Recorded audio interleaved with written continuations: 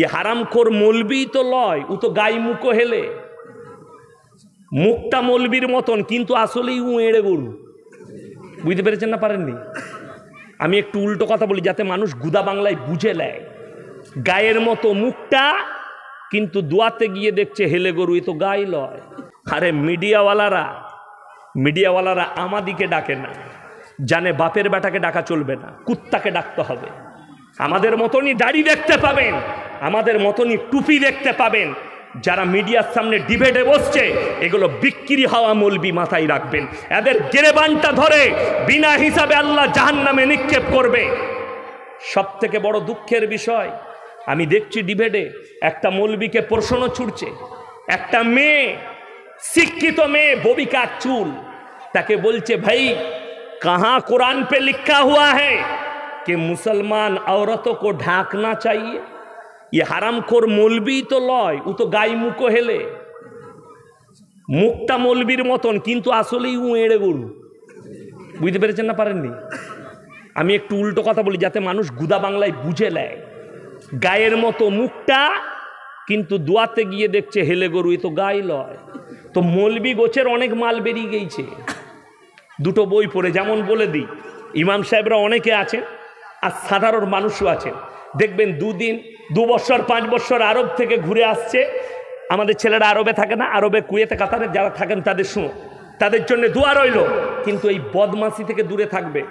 ঘরে এসে মসজিদে নামাজ পড়তে গিয়ে ইমাম সাহেবকে বলেছে আসসালামু আলাইকুম কাইফা হালুকা। ইমাম সাহেব মনে মনে করছে সালা বিরাট আরবি জানে। তো ইমাম সাহেবের তো কালচার নাই আরবির অতটা। তো আমাদের দেশের সাধারণ লোক মনে করে কি আরবি জানবে, আমাদের ইমাম সাহেব তো কিছুই জানে না, ঠিক কি না? আরবে যারা মুরগি বিক্রি করে কি ভাষায় কথা বলে? বাংলায় তো নাকি কথা বলে না, আরবিতে। যারা গু পরিষ্কার করে আরবিতে। দেশে এইখানে এলে মুহাদ্দিস হয়ে যাবে আরবিতে কথা বললে। যারা আরব থেকে 5 বছর থেকে এসছো, সেরকম একটা মাল আমার সামনে দাঁড়ান, আমি 100 টাকা মিষ্টি খেতে দেবো, খালি একটা প্রশ্নের উত্তর দিয়ে দেবেন ইজরা কাকে বলে? বলতে পারবেন? পায়খানা ঘর থেকে 3 দিন বেরোবে না। আমি আপনাদেরকে বলে দিই, লন্ডনের লোকরা কি ভাষায় কথা বলে? লন্ডনে যে পায়খানা পরিষ্কার করে কি ভাষায় কথা বলে? ইংরেজিতে। সে যদি আমাদের দেশে এসে একটা প্রফেসরকে বলে what is your name, what is your father name, what is your village name, তো আপনারা যদি মনে করেন কি বড় প্রফেসর বে, দারুণ ইংরেজি জানে। আর প্রফেসর যদি জিজ্ঞেস করে হোয়াটের ইটা বল, গ্রামারটা বল, তখন পায়খানা ঘর খুঁজে বেড়াবে। কেন? ও তো ভাষার কালচার, জ্ঞানের কালচার তো নয়। জ্ঞান আলাদা, ভাষা আলাদা। আমি গুজরাটে 12 বছর পড়েছি। আমি যখন গুজরাটে সুরাটে নেমে যাই, এয়ারপোর্টে নামি কিংবা স্টেশনে, আমি গুজরাটিতে কথা বলি টেস্কিওয়ালাদের সাথে। বলে ভাই কাঁ যাওয়ানো ছে? আমরা কফলেতামা সু ভাড়াছে, তাদের সঙ্গে কথা বলি। যে আমাকে যদি গুজরাটি বই ধরিয়ে দেয়, তখন আমি পায়খানা ঘর খুঁজে বেড়াবো। কিন্তু আমি পড়ালেখা জানি না, আমি খালি ভাষাটা কালচার করেছি। তবে আরব থেকে ঘুরে এসে ফুটানি করি না। ওই জন্যে আমাদের দেশে অনেক আলুওয়ালা, পটলওয়ালা আলু ওজন করতে করতে বলছে কোন ফতোয়া জিজ্ঞেস করবি বল না, সব জানে। এদিকে যে কি কেলানি কেলাবে ফেরেশতারা তো আল্লাহ ছাড়া কেউ জানে না। ওই জন্য শুনেলেন আমার ভাই, একটা কথা মাথায় রাখবেন, ইসলাম এত সুন্দর, এত ভালো।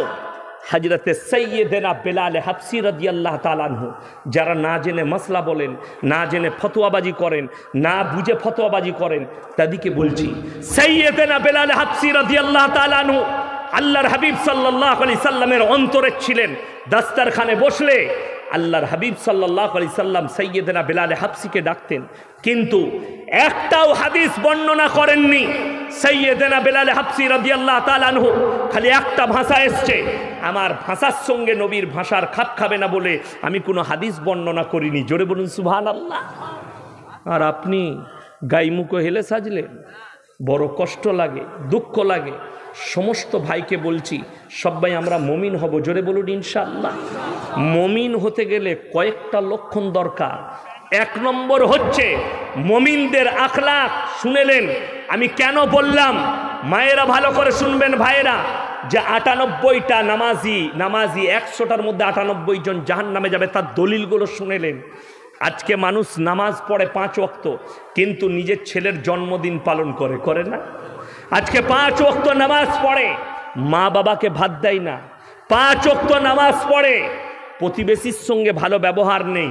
5 ওয়াক্ত নামাজ পড়ে, স্ত্রী পুত্র পরিজনের সঙ্গে ভালো ব্যবহার নেই। 5 ওয়াক্তের নামাজ পড়ে। আমাদের ছেলেরা তো জানেন কত দুর্বল।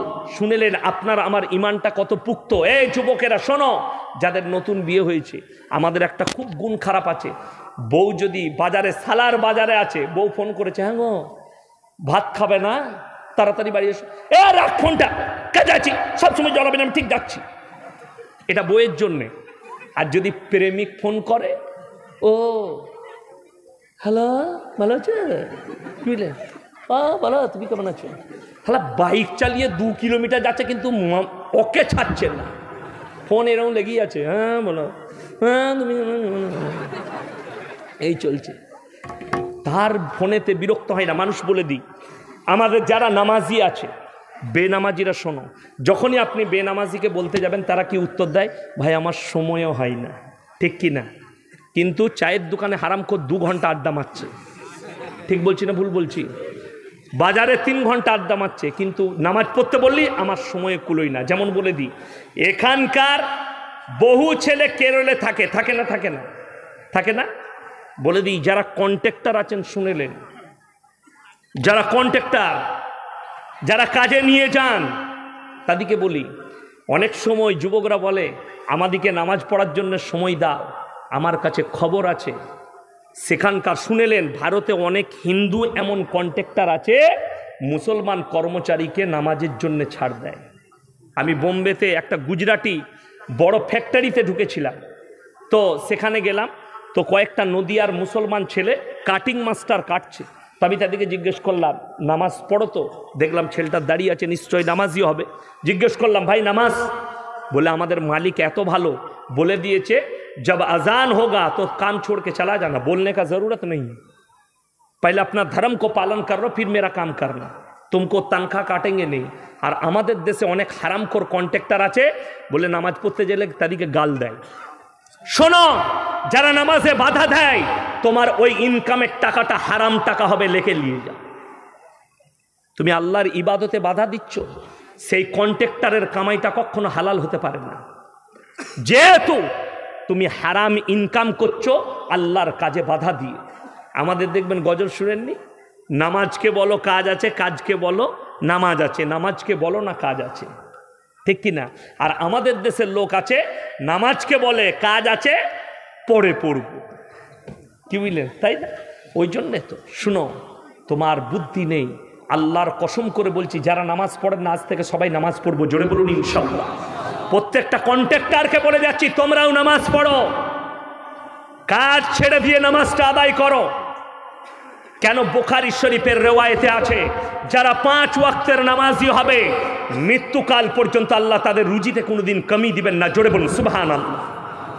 আমাদের তো বরকত ওই জন্যে কমে যায়। আমাদের দেশের লোক নামাজ পড়ে বরকত চায় না, আমাদের দেশের লোক কোরআনে বরকত চায় না, আমাদের দেশের লোক হুজুরের কাছে বরকত চায়। আমাদের মতো হুজুর, আমি আমার কথাই বলছি, চলে এসেছে ইয়াসিন হুজুর, এসেছে বর্ধমান থেকে, ও হো বলে হুজুর বিরাট কারবার খারাপ চলছে, কি করতে হবে? বলে হুজুর একটা তাবিজ দিন, তাবিজে বরকত নিবে। আচ্ছা আপনারা বলুন, আমার মাদ্রাসায় আমার বেতন 8,000 টাকা, তো কোনো মিল মালিক যদি আমাকে এসে বলে, ইয়াসিন ভাই আমার মিলের জন্য একটা বরকতের তাবিজ দাও, তো আমার তাবিজে যদি তোর মিলে বরকত হবে, তাহলে মালিকটা আমি হতাম বে। পৃথিবীতে এরকম বোকা মানুষ আছে যে নিজে গরিব হয়ে লোককে বড় লোক করবে? আছে? নাই। আগে আমি বড় লোক হব, তারপরে তোকে দেখব। তো এটা ধোঁকাবাজি আর প্রতারণা ছাড়া আর কিছু নেই। শুনেলেন, আপনি বরকত পাবেন। শুনেলেন, যে বাড়িতে, মায়েরা শোনো, প্রত্যেক দিন এসা নামাজ পড়ে যে বাড়িতে সূরা ওয়াকিয়া তেলাওয়াত হয়, আল্লাহ তাদের কামায়ে এবং রুজিতে বরকত দেয়। জোরে বলুন সুবহানাল্লাহ। আমল করুন, মায়ের দিকে বলবো, তাবিজের প্রয়োজন হবে না, পানি পড়া লাগবে না। আর ওই জন্যে তো আমাদের মায়েরা এত দুর্বল, স্বামী যদি একবার ধুমকি দেয়, তখন বশ করার তাবিজ খুঁজে বেড়ায়, কোন মৌলবি ভালো বসের তাবিজ দিতে পারে। আমি একটা জলসায় বলেছি, তাবিজে যদি বশ করা যেত, আমি সর্বপ্রথম মোদিজিকে বশ করতাম। বুঝতে পেরেছে না পারেনি, চাক করে দিয়ে দে, বশ হয়ে যাবে, আমি যা বলবো তাই শুনবে। বড় দুঃখ লাগে, অনেক মেয়েরা শাশুড়িকে বশ করার তাবিজ খুঁজে, শাশুড়িরা বৌমাকে বশ করার তাবিজ খুঁজে, বড় কষ্ট লাগে। অনেক যুবকরা যারা দুর্বল, তারা পয়সাগুলো কোথায় খরচ করে জানেন? বর্ধমানে একটা হিন্দুদের ছেলে আমার নম্বর কি করে পেয়েছে জানি না, কি বললেন, ফোন করেছে, স্যার 10 মিনিট কথা বলা যাবে? বলো, অসুবিধা নেই, আমার টাইম আছে। বলছে স্যার আমি খুব বিপদে আছি। কি হয়েছে? বলছে একটা মেয়ে না অনেক দিন ধরে আমার সাথে সম্পর্ক, স্যার যা বলবেন 10,000, 20,000, 50,000, 1 লাখ যা বলবেন আমি দেবো, কিন্তু মেয়েটা স্যার আমার কাছে এনে দিতে হবে। আমি মেয়েটা যদি আমার তাবিজে চলে আসবে তো তোর কাছে যাবে কেন? সে তো আমার কাছে আসবে। বুঝতে পেরেছে না পারেননি? আমি তোর কাছে পাঠাবো কেন? আচ্ছা মৌলবীরা বুকা, যদি তাবিজে মেয়ে পাওয়া যেত আপনারা সুন্দরীগুলো পেতেন না, আমরা পেতাম। আমার তাবিজা টেনেলে তোমাদের লেগে কালো খানাগুলো থাকতো। কিন্তু আমরা তো কি বলবো, 99টা লোক এইভাবে ধোকা দিচ্ছে, প্রতারণা, সমাজকে গুমরা করছে। শোনেন আমার যুবকেরা, শোনো, যদি কোনো মেয়েকে তোমার পছন্দ হয়, শুধু তাই নয়, আমাদের দেশের অনেক শাশুড়িরা শুনেলেন, মায়েরা শুনেন, বাবারা শুনেন, অনেক মা বাবা মনে করে যদি কোনো ছেলে কোনো বিধবাকে বিয়ে করতে চায়, আমাদের সমাজের লোক মনে করে কাজটা খারাপ এবং নোংরা। যারা ভাবে তাদের এটা সরাসর গুনাহ হবে। যদি কোনো ব্যাচেলর ছেলে হয়, তার যদি বিয়ে নাও হয়, সে যদি পাড়ার একটা স্বামী মারা যায়, তাকে যদি বিয়ে করতে চাই, বাচ্চা থাকে, আমাদের সমাজের লোক ঘৃণা করে, ধুর বিবাহিত মেয়েকে বিধবাকে বিয়ে করবি। করে না? করে না? ঠিক বলছি না ভুল? করে। শুনেলেন, তারা কখনো মুমিন হতে পারে না। কেন? তুমি যদি একটা বিধবাকে, ব্যাচেলর ছেলে ঘৃণা করো, তুমি ব্যাচেলরকে ঘৃণা করো যে ওকে বিয়ে করা যাবে না, তাহলে সর্বপ্রথম তোমার মনে ঘৃণা আসবে নবীজির প্রতি। আমার নবীজি সাল্লাল্লাহু আলাইহি সাল্লাম বয়স মাত্র 25 বছর, বিয়ে করলেন 40 বছরের বুড়ি মা খাদিজাতুল কুবরা রাদিয়াল্লাহু তাআলা আনহা। তিনি একজন বিধবা, শুধু তাই নয়, 11টা বিবির মধ্যে 10 জন বিধবাকে বিয়ে করেছিলেন নবীজি সাল্লাল্লাহু আলাইহি সাল্লাম। জোরে বলুন সুবহানাল্লাহ। আমাদের দেশের লোক বিধবাকে বিয়ে করাটা খারাপ মনে করে, বড় কষ্টের বিষয় না। ভাবি যদি মারা যায়, তার যদি ভাই থাকে, তার বিয়ে করলে, সে যদি বিয়ে করে, তার মধ্যে বহু খায়ের আর বরকত পাবে। আমার ভাই, ইসলামকে বুঝতে হবে, সমাজ দিয়ে বোঝা চলবে না। ইসলাম আপনি বুঝতে পারবেন না। ইসলাম বুঝতে গেলে নবীজি সাল্লাল্লাহু আলাইহি সাল্লামের হাদিস, কোরআন, আখলাক, চরিত্র আর সুন্নাত দিয়ে বুঝতে হবে আপনাকে, তবে আপনি বুঝতে পারবেন ইসলাম। সমাজ দিয়ে বোঝা যাবে না। সমাজ দিয়ে কেন বুঝতে পারবেন না বলে দিই। সমাজ ভালো কাজকে নোংরা মনে করে। যেমন বলে দিই, একটা হিন্দুদের মেয়ে বলছে আরে ये मुसलमान अपना बहन से शादी कर लेते हैं। শুনেননি আপনারা? বলছে अपना बहन से शादी करता है।